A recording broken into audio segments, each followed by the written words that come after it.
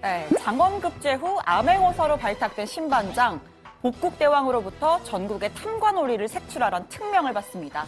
연마을 양사돈의 관할을 찾아가서 네가 바로 그 탐관오리냐 이렇게 마패를 꺼내려고 하는데 자, 바로 그때 버선발로 뛰어나온 최이방과 고이방. 아유 어사님 그러지 말고 골프 아니 격구나 한판 치시죠 라면서 살살 꼬십니다. 자, 결국에는 잔치상까지 거하게 대접을 받고요. 엄벌은커녕 나 뇌물 사건 좀 잘 봐줘 라는 양사또의 청탁까지 받습니다. 자, 공직자의 비위를 적발해야 할 감찰반이 되려 비위 당사자의 청탁을 받는 일. 자, 요즘 세상이 어떤 세상인데 그런 일이 있을까 싶지만 여전히 있습니다. 청와대 특별감찰반 소속이었던 김모 수사관이 경찰을 찾아가 지인의 뇌물 사건을 이른바 청부 조사했죠.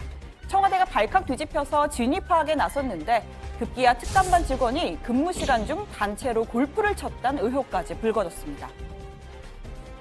문재인 대통령은 어젯밤 귀국 직후에 임종석 비서실장과 조국 민정수석으로부터 보고를 받았습니다.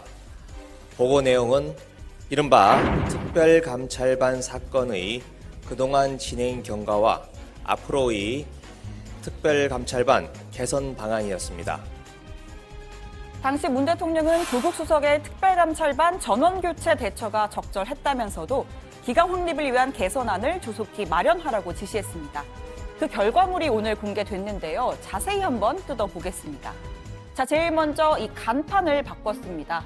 기존의 청와대 조직도를 보면요. 이 비서실장 산하 민정수석실에 민정, 반부패, 공직기강, 법무 4개의 비서관실이 있고요. 이 민정과 반부패 비서관실에 특별감찰관이 각각 배속돼 있습니다. 자, 여기에서 권위적인 어감을 주는 특별 글자를 뗐고요. 또 비위 의혹의 중심이었던 반부패 비서관실 감찰반은 공직자를 붙였습니다. 자, 두 번째로 인적 구성도 바뀝니다. 기존에는 검찰과 경찰 출신 수사관으로만 꾸려졌다면 이제는 검경뿐 아니라 감사원, 국세청 등 여러 기관 출신으로 다양화했습니다. 한 기관에서 온 구성원이 전체 인원의 3분의 1을 넘지 않도록 해서 내부 견제가 가능하도록 했습니다. 자, 또 업무 내규도 신설했는데요. 여태까지 내규가 없었다는 사실이 오히려 더 놀랍습니다. 자, 아무튼 감찰 개시 전에는 감찰반장의 승인을 받아야 하고 감찰 대상인 장차관과 공공기관장 등을 만날 경우엔 감찰반장에게 사전 또는 사후에 보고하도록 했습니다. 다만 감찰반장에 대한 통제 방안이 빠진 게 다소 아쉬운 대목입니다. 자, 오늘 개편안은 2003년 문재인 대통령이 민정수석 시절 만들었던 이른바 문재인 버전을 조국 버전으로 업데이트를 한 셈인데요. 조 수석은 비위 논란으로 국민께 심려를 끼쳐 깊이 자성한다면서 이번 사태를 계기로 심기일전해 향후 공직사회의 비위 근절과 기강 확립에 매진할 것이라고 이야기했습니다.